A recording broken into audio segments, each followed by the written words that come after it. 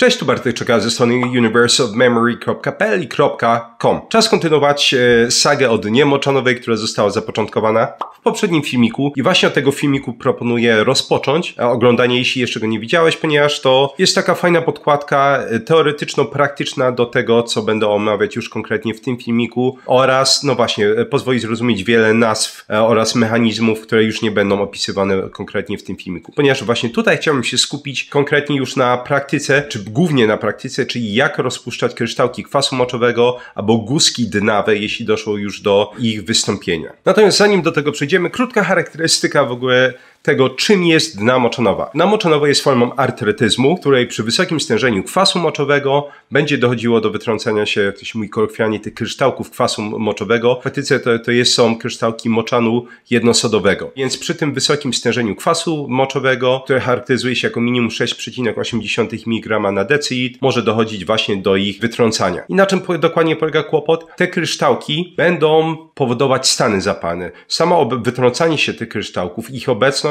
będzie aktywowała taki inflamosom, jak to się nazywa, czyli powiedzieć kompleks białek, który będzie wydzielać różnego rodzaju substancje zapalne. Ten kompleks się nazywa NLPR3 i w momencie, w którym te kryształki zaczynają się pojawiać, one zaczynają aktywować właśnie ten kompleks białkowy, a ten kompleks białkowy będzie, no właśnie, ponieważ to jest inflamosom, on powoduje wydzielanie różnego rodzaju molekuł prozapalnych, będzie powodować stany zapalne. Wtedy między innymi makrofagi, różnego rodzaju komórki dendrytyczne zaczynają wędrować w dużej ilości w miejsce agregacji tych kryształków, powodując stany zapalne, wydzielając dalsze molekuły prozapalne, między innymi w dużej ilości interleukiny 1 beta i kłopot gotowy. Co mam na myśli przez kłopot gotowy? Jeśli przyjrzymy się na przykład badaniom epidemiologicznym, to jest bardzo wyraźne połączenie między tym, że osoby, które miały czy mają ataki dny moczanowe, są dużo bardziej narażone na choroby układu sercowo-naczyniowego. Czy jest w tym coś dziwnego? No nie bardzo, ponieważ właśnie w tym ostatnim filmiku omawiałem, że tak naprawdę dna moczanowa, ona dotyka mniej więcej 2% do 3%,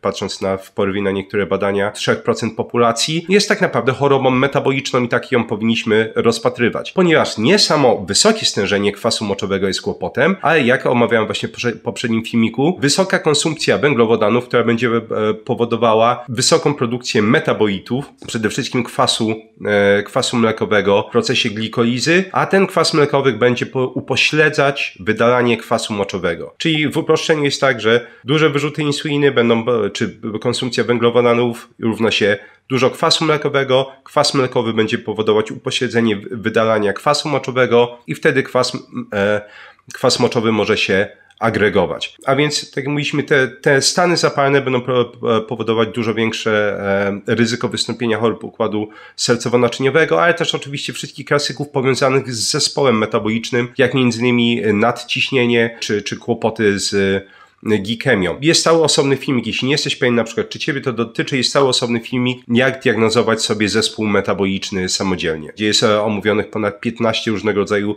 markerów albo badań między innymi, które można sobie zrobić, żeby potencjalnie stwierdzić taki stan u siebie. Filmik jest długaśny, więc czas na krótką przerwę, a w jej ramach mam przyjemność przedstawić sponsora tego odcinka. Jest nim Mięsna Paczka po raz kolejny i nie bez powodu. Tak jak cały czas powtarzam, jest to firma, która zrobiła naprawdę niemałą, ale bardzo pozytywną rewolucję, jeśli chodzi o sposób, w jaki zamawiam mięso do domu. Dla osób, które nie wiedzą, kim jest Mięsna Paczka, czy czym jest Mięsna Paczka, jest to firma, która jest dostawcą świeżego, ekologicznego mięsa z ekologicznych, certyfikowanych polskich gospodarstw. Mięso to hodowane jest w bardzo prosty sposób, bez jakichkolwiek antybiotyków, boosterów wzrostu. Ta hodowla odbywa się w naturalnym tempie, więc nie jest przyspieszana w żaden sposób i oczywiście, kiedy mięso jest gotowe, jest wtedy paczkowane i wysyłane. Zamówienie w Mięsnej Paczce działa w bardzo prosty sposób. Wchodzimy na stronę Mięsnej Paczki, wybieramy sobie paczkę, jedną z gotowych paczek, jeśli chcemy, albo możemy skomponować własną. Mamy na przykład wersję keto, mamy paczki dla dzieci. Kiedy skompletujemy już swoją paczkę, Mięsna Paczka wysyła taki kartonik i on przychodzi w świetnych warunkach, bo on jest zabezpieczony suchym lodem, między innymi warstwą bawełny, więc termicznie jest zabezpieczony fantastycznie. Przekładamy sobie takie mięso bezpośrednio do zamrażarki i ono może tam pozostać nawet miesiące. Więc jest to genialny sposób, żeby dostać świeże mięso bez ruszania się z domu i wiedzieć, co jednocześnie się zamawia.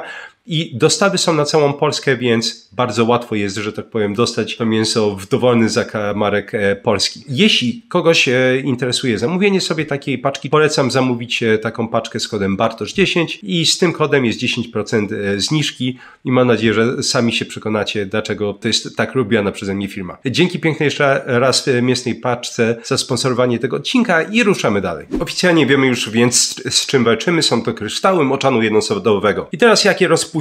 Świetna wiadomość jest taka, że w przeciwieństwie do całego mnóstwa różnego rodzaju innych kryształów, które mogą wytrącać się w ciele, te kryształy rozpuszczają się relatywnie łatwo. Co to znaczy relatywnie łatwo? Co jest do tego potrzebne? Potrzebne jest obniżenie poziomu kwasu moczowego.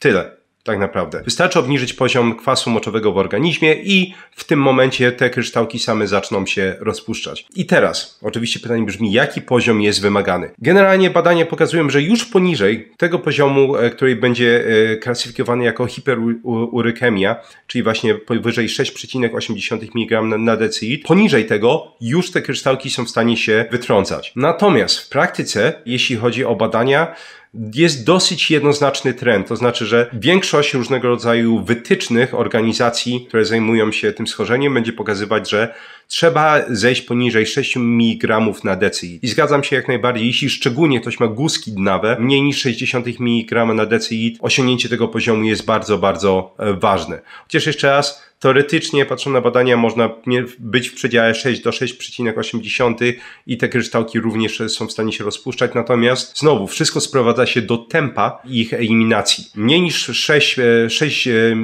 6 mg na decilitr to jest ten poziom, kiedy one zaczynają się całkowicie rozpuszczać. Natomiast znowu, możemy nie będę wrzucać, te badania są oczywiście w opisie, bo ich będzie tyle dużo, że pewnie będą w którymś z komentarzy. Patrząc na badania, są badania, które będą pokazywać, że na przykład osiągnięcie poziomu 5 mg na decilitr, właściwie u każdej osoby, a szczególnie u osób z guzkami dnawymi, będzie powodować dużo szybszą eliminację tych kryształków. I nawet mamy badania, które pokazują, że zejście do 4 mg na decilitr również, jest w stanie nawet w porównaniu do 6 mg na decilitr podwoić tempo usuwania tych kryształków. Jeśli mielibyśmy w praktyce tutaj coś zapamiętać, to ten przedział na pewno już 6 do 6,8 mg na decilitr będzie w stanie umożliwiać jakąś eliminację kryształków kwasu moczowego.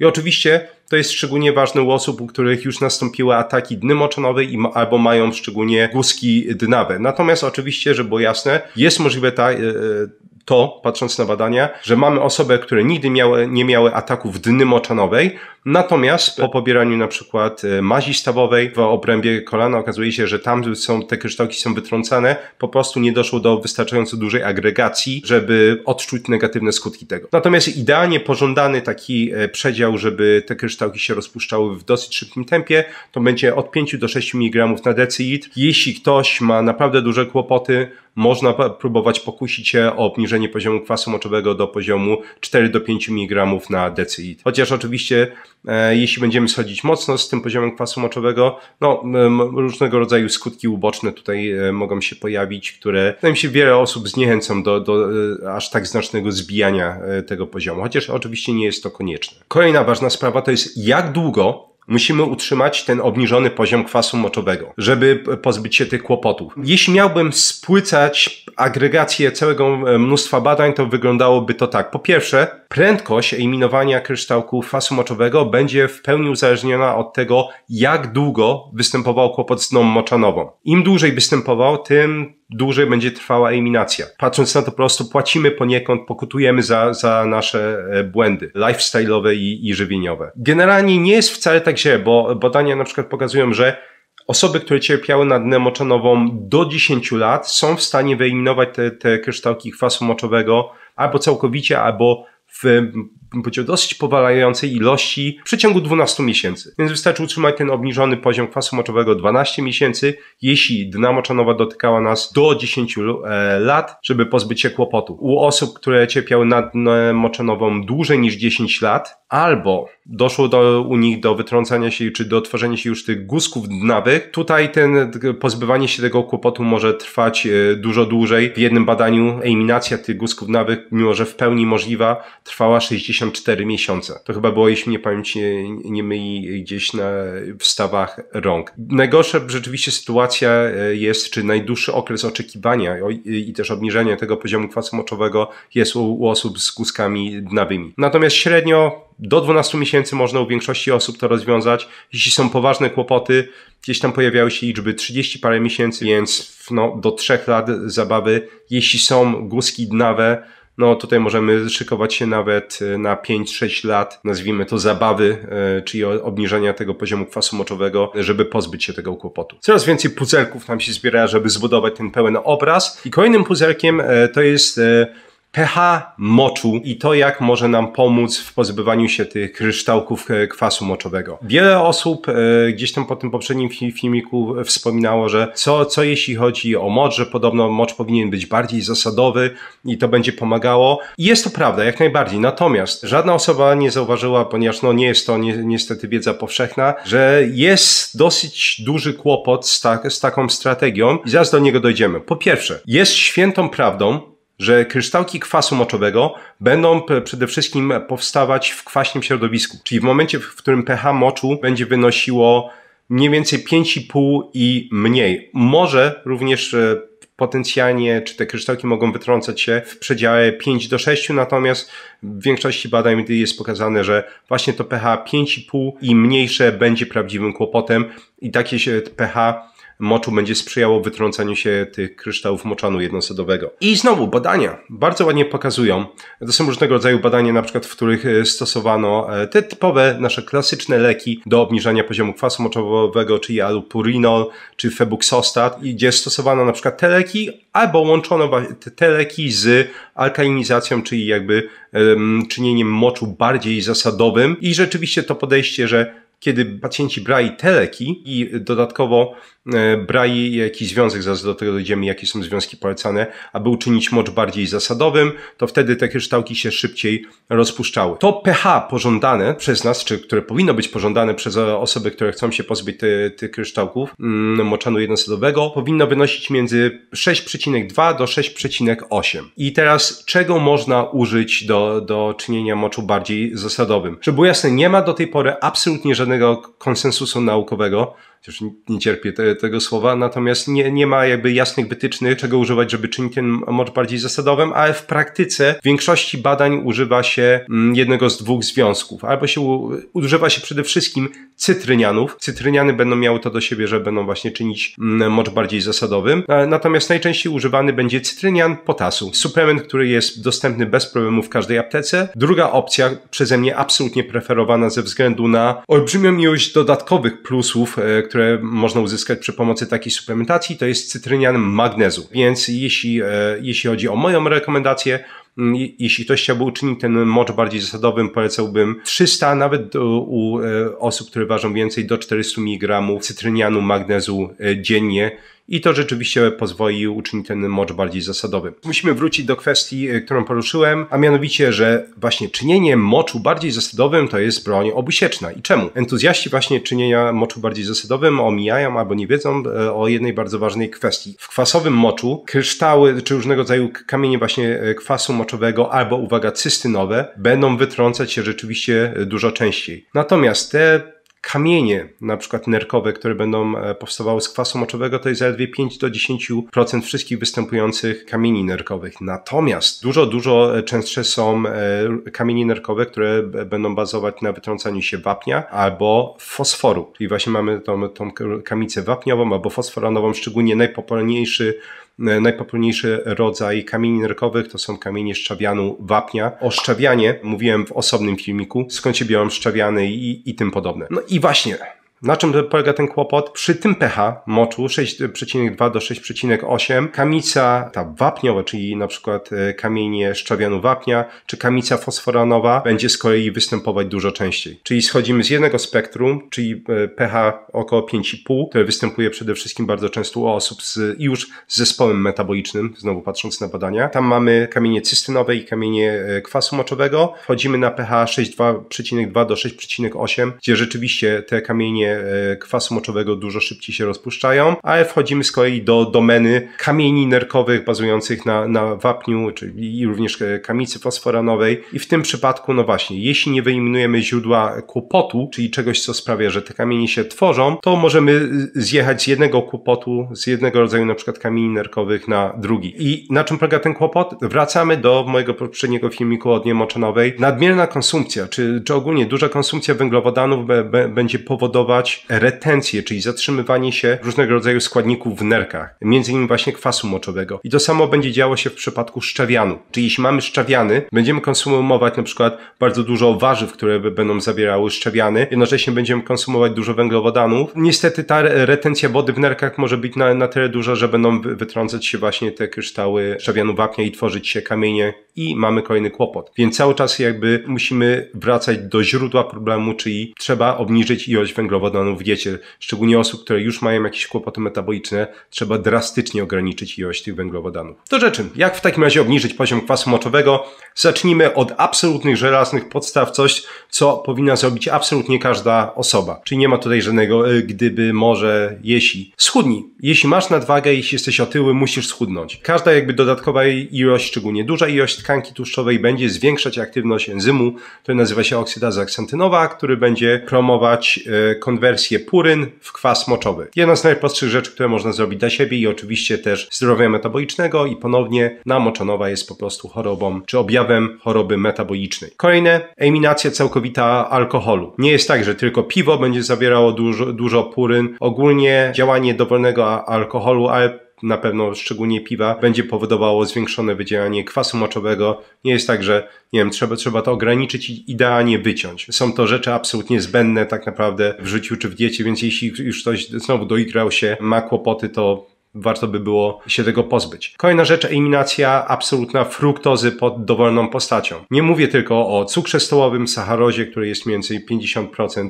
50% to jest glukoza, 50% fruktoza. Oczywiście to też eliminujemy. Chodzi o fruktozę pod dowolną postacią łącznie z owocami. Szczególnie te wszystkie różnego rodzaju słodzone napoje syfiaste, one te są w pierwszej kolejności do eliminacji. Różnego rodzaju jakieś tam energy drinki, kole, fanty i tym podobne, ale również soczki jabłkowe i takie rzeczy. Zauważyłem, że niewiele osób jest cały czas, ktoś się mnie pyta, no ale co z owocami? Słuchaj, jeśli już masz kłopot z dną moczanową, to owoce też idą do całkowitej eliminacji. Tutaj na przykład mamy badanie porównujące, jak konsumpcja dużych kawałków jabłka była porównywana do konsumpcji soku jabłkowego i o mój Boże, co za szok, podbicie kwasu moczowego było praktycznie identyczne. Więc eliminujemy alkohol, chudniemy, eliminacja fruktozy pod dowolną postacią, oczywiście eliminacja wszystkiego rodzaju słodyczy, wejście na dietę niskowęglowodanową, żeby nerki były w stanie normalnie wydalać kwas moczowy. To jest absolutna żelazna podstawa, coś co każdy powinien zrobić. Druga rzecz to musisz wiedzieć, co potencjalnie ci bruździ, jeśli chodzi o leki, które przyjmujesz. Warto wiedzieć, że leki też jak najbardziej mogą oczywiście podwyższać poziom kwasu moczowego. Ponieważ mówiliśmy sobie, że dna moczowa jest manifestacją po prostu zespołu metabolicznego czy choroby metabolicznej. Mnóstwo osób, które ma takie objawy, już najczęściej bierze jakieś leki. Więc a propos takiej, nie wiem, może trochę mniej powszechniejszej wiedzy, inhibitory AC będą podwyższać poziom kwasu moczowego. Beta-blokery będą podwyższać poziom kwasu moczowego. Różnego rodzaju diuretyki będą podwyższać poziom kwasu moczowego. Jeśli ktoś na przykład cierpi na chorobę Parkinsona, lewidopa będzie w stanie podwyższać poziom kwasu moczowego. Jeśli ktoś bierze jakieś immunosupresanty z dowolnego powodu jak cyklosporynę czy tacrolimus, to będzie podwyższać poziom kwasu moczowego. I również takie rzeczy, które wiele osób jest w stanie, bierze na przykład na kłopoty związane z cholesterolem, czyli niacyna. Niacyna jest również w stanie znacząco podbić poziom kwasu moczowego. Natomiast tak jak sobie mówiliśmy, wiele z tych leków, czyli beta-blokery na przykład, czyli inhibitory AC, one często są używane razem z diuretykami, aby między innymi obniżać ciśnienie, więc żeby było jasne, to jest zawsze taka pętla kłopotów, która powstaje jeśli zaczynamy rozwiązywać kłopotu farmakologią, że owszem, jak najbardziej beta-blokery w połączeniu z diuretykami będą w stanie ładnie obniżyć ciśnienie, natomiast no właśnie,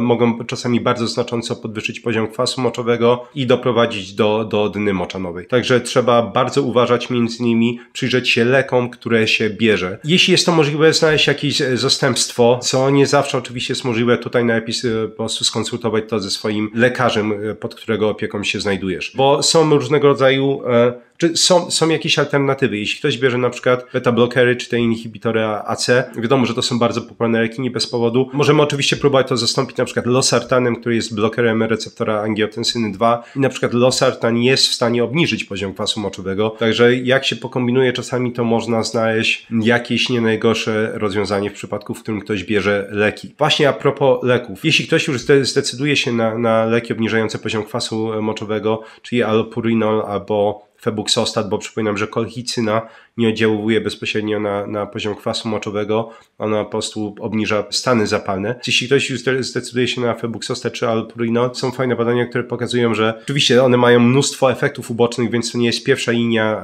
leczenia, patrząc na większość wytycznych. Te zmiany dietetyczne i lifestyle'owe powinny wejść w pierwszej kolejności. Natomiast jeśli ktoś by na przykład, nie wiem, skusił się na allopurinol, to są badania, które pokazują, że nadwrażliwość, jakby ten lek, czyli po prostu wychodzenie efektów ubocznych, jest uzależnione od początkowych dawek. Czyli jeśli początkowe dawki są wysokie, to jest dużo większa szansa, że wystąpią efekty uboczne. Natomiast uwaga, jeśli zacznie się od niższych i zaczyna się dochodzić do wysokich dawek, na przykład nawet 800 mg, to już nie ma takich kłopotów, czyli jakby szansa na te efekty uboczne jest dużo mniejsza. Kolejna kategoria, która może nam pomóc, to piciu. To znaczy, co można pić, żeby obniżyć poziom kwasu moczowego i rozpuszczać te kryształki oraz ogólnie obniżyć prawdopodobieństwo wystąpienia ataków dny moczonowej. Więc w pierwszej kolejności trzeba dużo pić. Sugerowane jest wypijanie minimum 2 litrów wody dziennie i o co chodzi? Chodzi oczywiście o to, żeby, mówiąc kolokwialnie, woda nie stała w nerkach, czyli żeby nie było tej retencji wody w nerkach. To w ostatnim filmiku porównywałem do tego, że jeśli występuje retencja wody w nerkach, to jest jak eksperyment szkolny, w którym po prostu do pojemnika z wodą wrzucaliśmy sól. Jeśli ta woda po prostu tam stoi, ona nie jest wymieniana,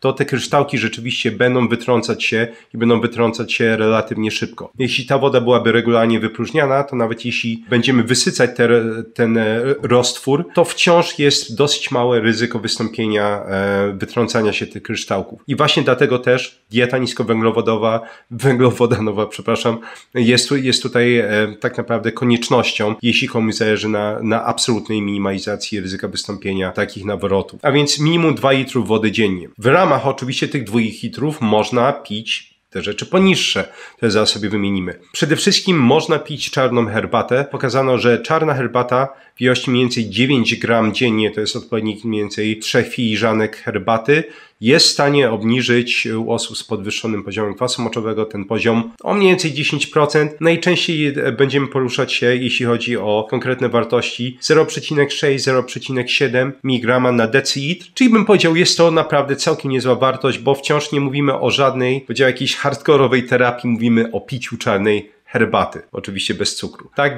więc to jest fajny pomysł. Kawa będzie również pomagać, chociaż niestety korzyści z picia kawy są tutaj dużo mniejsze. Patrząc na różnego rodzaju badania, pokazywano, że od 1 do 3 filiżanek kawy dziennie jest w stanie zmniejszyć poziom kwasu moczowego o 1 do mniej więcej 0,15 mg na decilitr, od 4 do 6 filiżanek kawy, czy już naprawdę spora ilość, jest w stanie obniżyć ten poziom kwasu moczowego mniej więcej o 0,3. Nie ma tu szaleństwa, ale wciąż można powiedzieć, że kawa i herbata są tymi preferowanymi napojami. Jednocześnie czarna herbata jest dużo korzystniejsza w tym przypadku. I mój absolutny faworyt to jest sok z cytryny i akurat te modele zwierzęce, badania na zwierzętach, gdzie po prostu na różne sposoby próbuje obniżyć im poziom kwasu moczowego, są fajne. To znaczy jest duże przełożenie tego, co wydarzy się w modelach gryzoni, a tego, co wydarzy się u nas. I jestem właśnie nie bez powodu fanem tego soku z cytryny, bo odpowiednik mniej więcej 30 ml soku z cytryny dziennie, najczęściej wypijanego nacho przed pierwszym posiłkiem, był w stanie z tych podbicia, tych wartości podbitych, czyli powyżej 6,8 mg na decilitr, obniżyć ten poziom kwasu moczowego do nawet 5 z hakiem. Czyli najczęściej możemy spodziewać się obniżenia od 1 do nawet 1,5 mg na decilitr. To jest olbrzymie obniżenie przy naprawdę, bym powiedział, minimalnym wysiłku. I rzeczywiście testowałem to na swoich pacjentach, mogę powiedzieć, to działa i polecam potencjalnie, żeby spróbować, ale znowu, jak zacięta płyta, Powtarzam, nie ma bezpiecznego suplementu, nie ma bezpiecznego zioła, nie ma bezpiecznego leku. Wszystko może wchodzić ze sobą w interakcję. Jaki jest kłopot z sokiem z cytryny? Jest inhibitorem CYP450, czyli jednego z takich naszych głównych, jest mniej więcej 70% naszej zdolności detoksyfikacyjnej. Jest inhibitorem ten sok z cytryny, tego właśnie naszego głównego układu detoksyfikującego CYP450 w wątrobie. Nie jest to tak mocny inhibitor jak sok z grapefruita czy z granatu, ale jednocześnie jest to inhibitor. Co to znaczy? Znaczy to, że jeśli bierzemy jakieś leki szczególnie i wypijemy sobie sok z cytryny jest detoksyfikowany, jakby można powiedzieć w pierwszej kolejności blokuje zdolności detoksyfikacyjne CYP450, a w międzyczasie stężenie leków wzrasta, aż oczywiście do tego poziomu, że pojawiają się efekty uboczne, czasami paskudne. Także bardzo, bardzo warto o tym pamiętać. Co jeśli chodzi o suplementy? Mieliśmy picie, jakie suplementy można wziąć? W pierwszej kolejności na pewno migdały, to jest jeden z takich pierwszych, no nazwijmy to suplementem, może oczywiście jedna z rzeczy, które można wziąć. Na razie tak naprawdę mamy jedno jakieś większe badanie na ten temat, natomiast bardzo obiecujące, chociaż warto podkreślić, ono było przeprowadzane już u osób, u których wystąpiła choroba wieńcowa, więc wiadomo, że nie jest to też jakby w pełni, że tak powiem, normalny punkt odniesienia. Niemniej u tych osób 10 gramów migdałów dziennie i były to migdały albo pakistańskie, albo amerykańskie, przy czym amerykańskie miały trochę lepsze działanie. Tutaj na szczęście jeszcze warto podkreślić, większość migdałów, które są sprzedawane na świecie jest pochodzenia amerykańskiego. Nie powinno być kłopotów z dostaniem ich. Więc te 10 gram migdałów dziennie, dosyć niewielka ilość była w stanie obniżyć, tutaj warto podkreślić, w okresie 12 tygodni ten poziom kwasu moczowego o ponad 1 mg na decilitr. Czasami było to nawet w porwie 1,2 mg na decilitr, więc jest to bardzo obiecujące. W drugiej kolejności można błonnik rozpuszczalny tutaj wymienić, szczególnie suplementy błonnika rozpuszczalnego, które są mieszankami różnego rodzaju frakcji tego błonnika rozpuszczalnego. Ponieważ tych frakcji, takich głównych powiedzmy są 4, większość tych suplementów błonnika rozpuszczalnego jeszcze raz jest mieszankami i to dobrze. I znowu jest to jakby coś, co ja sobie akurat wziąłem z jakichś tam przede wszystkim badań na gryzoniach i można było to przetestować łatwo na pacjentach, ponieważ jest to, powiedział, dosyć bezpieczna terapia, więc około 7 do 8 gram tego błonnika rozpuszczanego dziennie również będzie w stanie obniżyć poziom kwasu moczowego. O minimum, by powiedział, też średnio w okresie paru miesięcy to było 7,8 mg na decilitr, chociaż tu trzeba podkreślić, ta reakcja jest bardzo indywidualna i w ogóle większość tych reakcji na suplementy też warto podkreślić jest indywidualna, więc warto o tym pamiętać, biorąc je. Co jeszcze będziemy mieli? Z absolutnych klasyków oczywiście wiśnia, bo jestem raczej fanem ekstraktu z wiśni i ten ekstrakt jest w stanie obniżyć, zależy na jakie badanie będziemy patrzeć, ten poziom kwasu moczowego 0,5 do 0,7 mg na decilitr. W takim wypadku najczęściej kupuje się takie pigułki, które zawierają do 400-500 mg mniej więcej takiego ekstraktu z wiśni i bierze się 2 tabletki dziennie tego ekstraktu przez parę miesięcy, żeby uzyskać taki efekt. Bym powiedział, to jest na pewno, jeśli chodzi o suplementy, takie, które się je, a nie pije, to była taka moja złota trójca. Na pewno migdały i ten błonnik rozpuszczalny będą na samej górze. Są jeszcze jakieś tam inne badania, które pokazują na przykład, że kwercetyna będzie w stanie obniżyć poziom kwasu moczowego. W ogóle swoją drogą większość, chciałem powiedzieć, że to nie są badania dobrej jakości, ale większość tych badań, tak naprawdę nawet na ludziach, które mamy, to są dosłownie po jedne albo 2 badania maksymalnie na daną substancję. Są generalnie dosyć kiepskiej jakości, nie ma praktycznie badań, więc tak naprawdę w praktyce zostają nam te modele gryzoni, bo ich jest dużo, dużo więcej i oczywiście obserwacje, bym powiedział, takie rzeczywiste, czy jak ludzie będą reagować na te substancje i na szczęście jeszcze raz jest bardzo ładne pokrycie między modelami gryzoni, a tym jak przy tych substancjach następuje obniżenie poziomu kwasu moczowego u ludzi. Kwercetyna brana w ilości mniej więcej 500 mg dziennie będzie w stanie obniżyć poziom kwasu moczowego w perspektywie paru miesięcy o mniej więcej 0,5 mg na decilitr. Nie są to jakieś szokujące ilości w porównaniu do migdałów czy błonnika rozpuszczanego. Szkoda zabawy, chyba że rzeczywiście mamy przypadek, gdzie bardzo ciężko u kogoś obniżyć ogólnie poziom kwasu moczowego, to można próbować kombinować te terapie, chociaż warto podkreślić, wiele z tych podejść będzie oddziaływać bezpośrednio na aktywność tego enzymu oksydazy ksantynowej, więc nie jest tak, że te efekty będą się sumować. W pewnym momencie, że tak powiem, dodawanie kolejnych tych terapii, które będą celować w oksydazę ksantynową, skończy się tym, że nie będzie specjalnych dodatkowych efektów, jeśli chodzi o obniżenie poziomu kwasu moczowego. Mogą wystąpić jakieś interakcje między nimi, więc też po prostu warto wiedzieć, żeby nie przesadzać. zastosować. Jeszcze z takich, mówiłem o mniej takich efektywnych terapiach poza kwercetyną czy podejściach. Mam badania, jeśli chodzi o jedzenie ciemnej czekolady albo proszek z kakao czy kakaowy.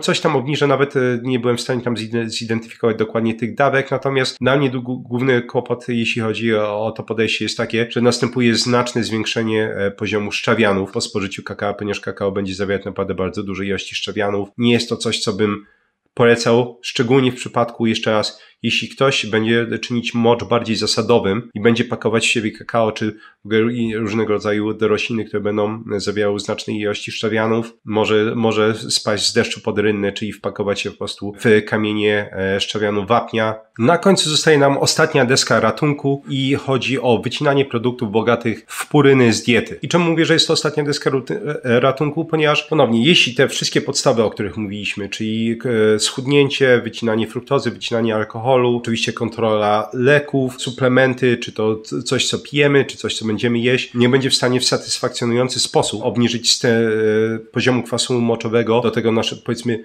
pierwszego pożądanego zakresu, czyli 5 do 6 mg na decilitr i rzeczywiście ktoś cierpi, ma napady dny moczonowej, te głuski dnawe są bardzo kłopotliwe, to można próbować wycinać produkty bogate w puryny. Ale nie bez powodu mówię, że to jest ostatnia deska ratunku, bo dla mnie jest to trochę bym powiedział bardzo mocne ograniczenie dietetyczne produktów zwierzęcych i odzwierzęcych przede wszystkim, tak? Będziemy mówić o praktycznie dowolnym rodzaju mięsa, szczególnie wątroba, szczególnie mięso czerwone, ryby. Będzie najmniejsze jeszcze tam stężenie puryn będzie w żółtku jajek, ono będzie dochodzić do 20-30, zależy to tak naprawdę od badanej próbki, więc ciężko jakoś to ogólniać, natomiast na 100 gramów jajek mniej więcej wychodzi 20-30 mg puryn. Więc jeszcze powiedzmy jajka zawsze można zostawić, natomiast mięso zostaje kłopotem. Wtedy można próbować ciąć mięso, jeśli chodzi o warzywa. W warzywach tak naprawdę jakąś tam bardziej znaczącą ilość puryn, które w zależności od produktu może trochę wyższe stężenie będą miały puryn niż jajka, to będzie kalafior, to będzie szpinak i to będą grzyby. Będzie kalafior i grzyby szczególnie w zależności od rodzajów grzybu, bo to jest inna kwestia, mogą mieć jakieś tam ciut większe ilości puryn. Natomiast w pierwszej kolejności jeszcze raz powinniśmy robić inne rzeczy i zaraz sobie to podsumujemy całościowo. Natomiast ostatnia rzecz, która nam została, szybkie wzmianki, jeśli chodzi o zioła używane do radzenia sobie z dną moczanową. Jeśli chodzi o zioła, to kłopot jest niestety taki, że nie ma praktycznie żadnych dobrych badań, co najwyżej dosłownie garsteczka jakichś przyzwoitych badań, które by pokazywały wpływ większości popularnych ziół używanych do leczenia dny moczanowej właśnie ich działania na dnę moczanową. Natomiast z tego, co widać tam w badaniach i co moim zdaniem bardzo ładnie przekłada się też na praktykę i działanie u ludzi, będziemy mieć takie moje 3 faworyty. Wiem, że większość osób wymienia podegrycznik pospolity w pierwszej kolejności jako właśnie zioło, które jest w stanie pomóc w dnie moczanowej i to by się zgadzało w tym sensie, że będzie pomagać łagodzić ataki, bo łagodzi stany zapalne. Nie ma praktycznie żadnych dobrych badań, które by pokazywały, że ten podegrycznik pospolity będzie obniżać poziom kwasu moczowego. Nawet jeśli by rzeczywiście było jakieś obniżenie, jeszcze to warto podkreślić, to się ma nijak do poziomów, jakie suplementy, które wymieniłem, będą obniżać poziom kwasu moczowego, więc warto o tym pamiętać. Jeśli chodzi o zioła, ciężko to ziołami nazwać, seler jest w stanie dosyć ładnie obniżyć poziom kwasu moczowego. To jest coś, co bym zalecał w pierwszej kolejności, jeśli chodzi o zioła. I trzecie takie ziółko, które warto sobie wymienić, to jest pokrzywa. Ma całe mnóstwo fajnych zalet, szczególnie bym powiedział dla facetów, bo większość rodzajów pokrzyw jest tak zwanym inhibitorem aromatazy, czyli tego enzymu, który będzie przekształcać testosteron w przede wszystkim estradiol, więc pokrzywa jest w stanie blokować ten enzym i tym samym zwiększa stężenie testosteronu u panów. Jeśli ktoś szuka czegoś na podbicie testosteronu, nie jakieś drastyczne, ale czegoś łatwego, to pokrzywa pomaga. Właśnie pokrzywa jest w stanie w nieznaczny sposób, czy mówimy tutaj o niewielkich dziesiątkach miligramów na decylitr, obniżyć poziom kwasu moczowego. Informacji było mnóstwo, czas na wielkie podsumowanie. Przede wszystkim, jeśli chodzi o rozpuszczanie tego kryształów moczanu jednosedowego, czyli kryształków kwasu moczowego, można to zrobić w prosty sposób, obniżając poziom kwasu moczowego. Poziom kwasu moczowego musi być w tym przypadku jako absolutne minimum między 6 a 6,8 mg na decylitr. W praktyce im niższy poziom, tym łatwiej będzie rozpuścić te kryształki kwasu moczowego. Więc tak naprawdę pożądanym przez nas przedziałem będzie poziom od 5 do 6 mg na decylitr. Jeśli ktoś ma dużo albo dosyć upierdliwe guzki dnawe, to nawet można zastanawiać się w oczywiście porozumieniu współpracy z lekarzem czy dietetykiem, specjalistą, żeby obniżyć poziom kwasu moczowego do między 4 a 5 mg na decilitr. Badania pokazują wtedy, że to tempo rozpuszczania tych kryształków będzie nawet dwukrotnie wyższe niż w tej okolicy 6 mg na decilitr. Także rozpuszczenie, żeby rozpuścić te kryształki, wystarczy obniżyć poziom kwasu moczowego. Jeśli chodzi o czynienie moczu bardziej zasadowym, jest to jak najbardziej dobra i sprawdzona klinicznie strategia. Ten poziom pH moczu trzeba zwiększyć do 6,2 od 6,2 do 6,8 to jest ten pożądany zakres, kiedy te kryształki będą rozpuszczać się jeszcze szybciej. Natomiast tutaj przypomnienie, w tym przedziale z kolei pH jest dużo większa szansa tworzenia się kryształków, czy kamieni fosforanowych, czyli tej kamicy fosforanowej i różnego rodzaju kamieni szczawianu wapnia. Więc coś trzeba o tym pamiętać. I tym samym przechodzimy do absolutnych takich żelaznych założeń, jeśli chodzi o likwidację dyny moczanowej. Schudnąć. Jeszcze raz, jest to choroba, to jest objawem zespołu metabolicznego, kłopotów metabolicznych. Schudnąć mocno, im większa nadwaga czy otyłość. Całkowita eliminacja fruktozy, całkowita eliminacja alkoholu, całkowita eliminacja jakichkolwiek cukrów, słodyczy, słodkich napoi, wyciąć to wszystko w pień. Aby zmniejszyć retencję wody w nerkach, przejść na dietę niskowęglowodanową. To pomoże po prostu na bieżąco czy dużo szybciej usuwać wodę z nerek i tym samym będzie mniejsza szansa wytrącania się tych kryształków. Co dalej? Jeśli chodzi o to, co możemy pić, przede wszystkim pijemy ponad 2 litry wody dziennie. Jeśli chodzi o napoje, to idealnie pijemy czarną herbatę. Dla przypomnienia, te 3 filiżanki dziennie, które będą odpowiadały około 9 gramom czarnej herbaty, są w stanie obniżyć nawet o te 6,7 mg na decilitr poziom kwasu moczowego. Można pić również kawę. Tutaj te korzyści są dużo mniejsze, dopiero przy 4-6 kubkach dochodzimy do mniej więcej 0,3 mg na decilitr. Mój absolutny faworyt, jeśli chodzi o picie suplementacyjne, to jest sok z cytryny. Jeszcze raz, to jest 30 ml dziennie, można sobie na świeżo wycisnąć. To jest najczęściej odpowiednik jednej dużej cytryny, jeśli ktoś chciałby mieć takie rozeznanie. I to jest w stanie obniżyć nawet ponad 1 mg na decilitr w okresie jakichś tam 2-3 miesięcy poziom kwasu moczowego. Jeszcze raz, mój absolutny faworyt. Jeśli chodzi o rzeczy, które możemy łykać, które najbardziej polecam, 10 gram migdałów dziennie. Jeśli chodzi o błonnik, to błonnik rozpuszczalny, szczególnie mieszanki różnego rodzaju frakcji błonnika rozpuszczalnego. W tym przypadku będziemy mniej więcej 7-8 gram dziennie, czy powinniśmy jeść takiego błonnika. Żeby było jasne, ogólnie też zwiększenie ilości spożywanego błonnika jest w stanie zmniejszyć poziom kwasu moczowego, ponieważ błonnik działa jak gąbka, będzie wchłaniać cholesterol, będzie wchłaniać m.in. hormony i będzie wchłaniać choćby kwas moczowy. Jeszcze z takich faworytów oczywiście ekstrakt z wiśni będzie działać bardzo dobrze. W tym przypadku bierzemy mniej więcej 2 tabletki po 400-500 mg takiego ekstraktu. One są dostępne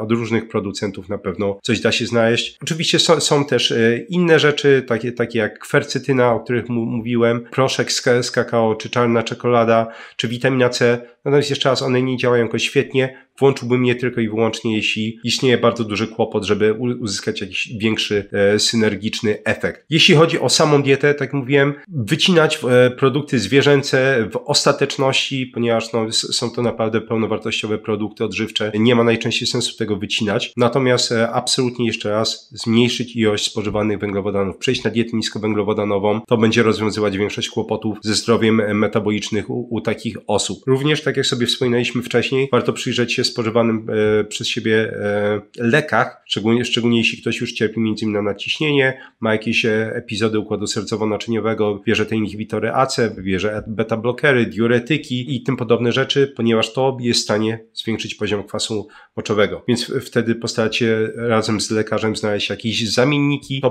powinno pomóc. Warto jeszcze wspomnieć, że w poprzednim filmiku mówiłem, że między innymi wysiłek fizyczny czy poszczenie jest w stanie podbijać poziom kwasu moczowego. Oczywiście z tego nie rezygnować. Ten poziom kwasu moczowego po wysiłku czy na koniec postu będzie wracać w pełni do normy, czyli do tej linii bazowej. To nie jest kłopot, a szczególnie posty mają to do siebie, że bardzo znacznie będą obniżać markery stanów zapalnych czy stany zapalne w organizmie. Szczególnie przy dnie moczanowej jest to bardzo ważne. Pamiętać, że to nie jest tak, że kwas moczanowy jest zły za wszelką cenę. Kwas moczowy jest mocnym, naprawdę mocnym antyoksydantem, więc trzeba wszystko w kontekście rozpatrywać. zacząć. Dlatego zaczynamy jeszcze raz od wycinania fruktozy, alkoholu, chudnięcia i tak dalej, bo to są tak naprawdę duże kłopoty. Dzięki serdeczne za wysłuchanie tego odcinka. Jak zawsze pytania, wątpliwości, różnego rodzaju uwagi, obserwacje, własne doświadczenia. Szczególnie uwielbiam czytać o waszych doświadczeniach. Wszystko to umieścić w komentarzach. Jak zawsze polecam moje flagowe kursy.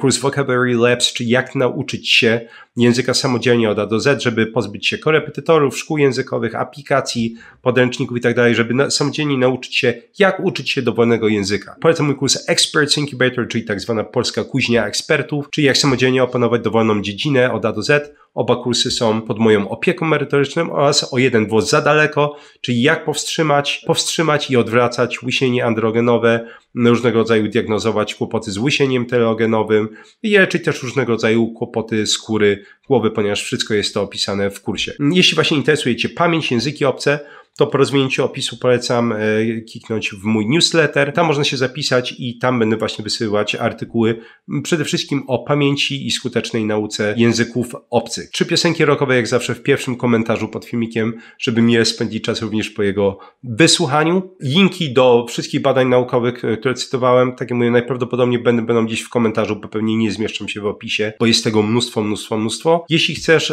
wesprzeć kanał, żebym nagrywał więcej takich filmików, polecam zostać patronem za 40 zł miesięcznie. Patroni mają dostęp do forum, gdzie można mi zadać pytania oraz do fiszek z tego filmiku i paru 10 ostatnich, w którym znajdziecie wszystkie informacje, które właśnie wymieniłem w tym filmiku i znowu paru 10 ostatnim. Te fiszki można ściągnąć i można łatwo takie informacje przyswajać. Jeszcze raz, wszystkie tak naprawdę linki do kursów, newslettera i tak dalej po rozwinięciu w opis będą znajdować się w pierwszym linku, który agreguje wszystkie te inne linki na samej górze.